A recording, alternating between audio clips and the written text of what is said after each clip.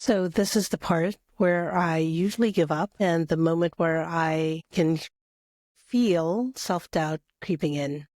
And I start questioning everything, and before I know it, I disappear basically for months from showing up and building content. And maybe you've been here too. You start something new, whether it's a YouTube channel, a podcast, a blog, or maybe it's just any part of your business that is, maybe you lack a little bit of confidence in. And at first you're excited, you're consistent, and you're putting in all the work. But then you start overthinking. You start comparing, and suddenly you're just spiraling. And for me, that moment usually looks something like this. And this is me talking to myself. As of this recording, I've published 3 episodes of my podcast. And this is my internal voice, my internal thinking. Wow, I'm so proud of you, Effie. You've published 3 episodes. That's pretty good work. That's great. But wait, you're not really getting that many views. That's okay. Maybe it's just the algorithm trying to catch up and learning who you are and it's just not showing them up yet to as many people. It's not finding your right audience. Or maybe I'm just talking about the wrong things. Maybe I should have scripted more. Maybe I should have researched more. Okay, let me go look at a few videos and just see how maybe, there's ways I can tweak the next ones that are coming out. So the next thing I do is I spend hours watching content on SEO, scripting, and, how to hack growth. And then I started thinking, maybe I should start redoing everything. Maybe those episodes that I have queued up aren't good enough. And, what's the point of putting those out if they're not going to get that many views? You know what? Maybe I should take a week off and just reset and maybe try to make those a little bit better. But, I've been sick. It's I don't have time to re-record this week. But, I'll take a week. A week turns into a few weeks, into 6 months, into 9 months. And guess what? And now I'm back at square one. And if that sounds familiar, it's because I've done this over and over again for the past 4 years. But this time I'm doing something a bit different. I realized that the problem isn't necessarily my content, not that my content doesn't or can't be improved. It certainly has lots of room for improvement, but my problem has been this pattern of inconsistency that I deviate before I'm good at actually producing content. In this cycle, it pretty much goes something like this. I'll start something new, get excited about it, and then I post consistently for a little bit of time. Then I start questioning everything. It snowballs into, basically me talking myself out of it. And then I start to compare myself to others. Then I start to over-research instead of taking action. And then I get overwhelmed and stop because I don't know which direction to go. And then I reinvent myself every 6 to 9 months, and then I start again, almost from scratch. I have to say, I do figure out what it is that I might want to update and change. But what happens is I'm still treating it like if I do it, it always has to, within the first few weeks, has to just take off. And I get really disappointed. So if this sounds familiar to you, this is something you've experienced, whether it's with content creation, a side business, even building personal habits. I get it. I've been here. I've been there. I'm right here, actually, at this very moment, talking myself to take a different route than I normally would. So how do we break the cycle? And for me, it's been really redefining what my goal is. This year, my approach to things is different. Instead of obsessing over views, subscribers, engagements, because that's what when you watch YouTube, I'm how do you get great content out? That's what everybody looks at, right? Is what's your views and what's your subscribers? And instead, I'm really focusing on me, on the consistency of getting content out.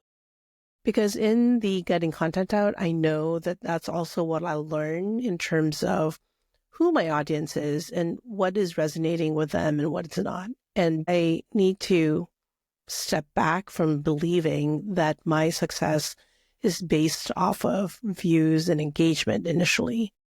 Really, my success in this right now is if I can get content out consistently without letting what I'm calling now as disappointment in views and engagement as the driving factor of whether I do this or not. And I'm going to just take a step back there because I said disappointment because I am feeling a sense of disappointment, and I'm not necessarily okay with that. I'm not okay with feeling disappointed with myself, right? These are things that, feeds into my ego. And so instead, the consistency is my goal. Can I consistently, for myself, because that's what I can control right now, and then use the viewership or like the data that I get about the views to help improve my content moving forward. But it shouldn't stop it from entirely being developed. Consistency is my goal. And this is one of the reasons I'm implementing a rough version of the 12-week year, which I'll make sure to link in the show notes below. But it's a book and a method about goal setting, and then using the 12-week year and then being very tactical about what your 12 weeks will look like. And my 12 weeks is based off of my habits. Those are the tactics that I'm using in order to consistently publish content, whether it's this podcast or other videos, to my YouTube channel. And so my goal isn't to hit 1,000 subscribers overnight, although, yes, wouldn't that be wonderful? My goal for these next 12 weeks, which started a few weeks ago, is to create and publish content no matter what. And the best way to make sure I actually do this is through my tiny habits. I need habits that will keep me creating. In my previous episodes, I've talked a lot about building habits to help you get past obstacles in overthinking, procrastinating, that negative self-talk that happens when we are trying something new that maybe we are not 100% confident in yet, and also building habits around setting up systems to help protect that focus. So you've heard my whoa habit to remind me that why I'm doing this. Basically, it's identify what I'm trying to avoid when I'm not doing the content creation, and also asking myself, how true is that? Knowing that I own my own progress. It's not up to anybody else. It's up to me. So I need to figure out what the next action is, and know that I can assess and adjust as I go, and that nothing is set in stone, and that I can still adjust. But I need to understand why I'm pausing and instead of doing. The other habit is, treating this really as an experiment. Let me see what works and what doesn't work out there.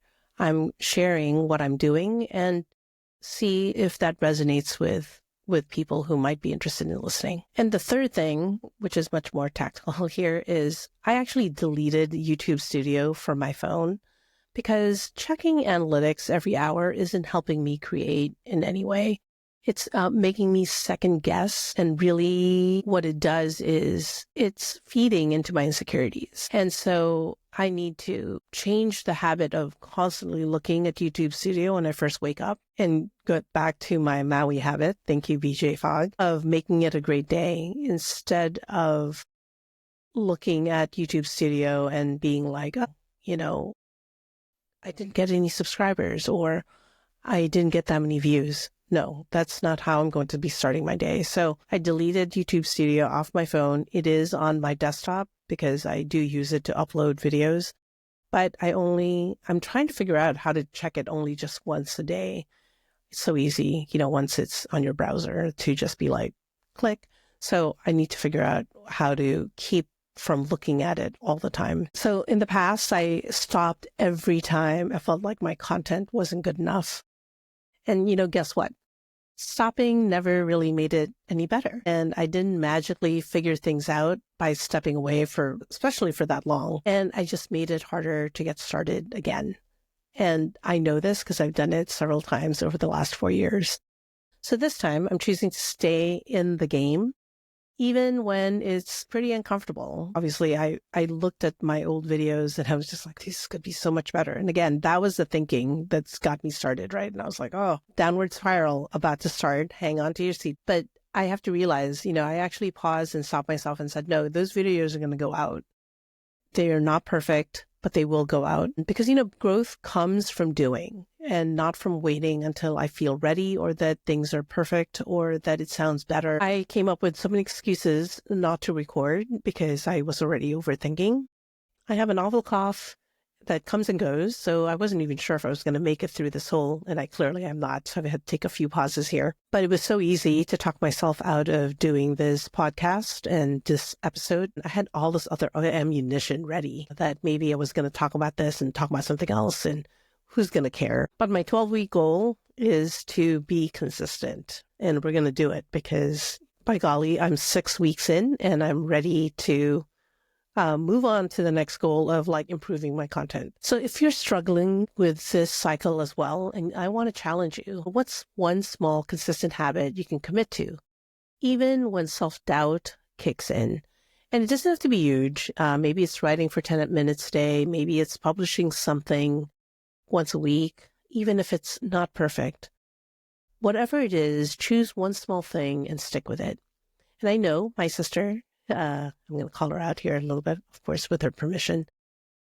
She has been trying, she's an artist, a wonderful artist, and she has been trying to get, just do some drawing, some personal drawings, just to kind of do a little bit each day.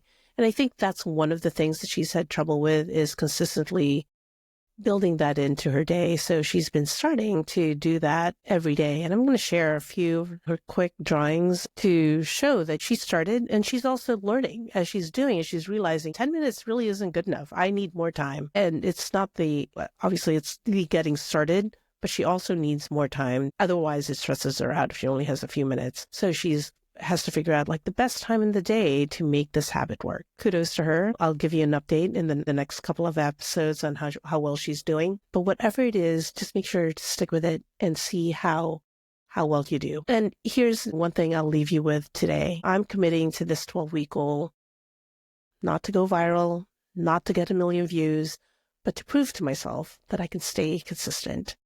And I'm shifting my focus away from instant results and really towards long-term growth.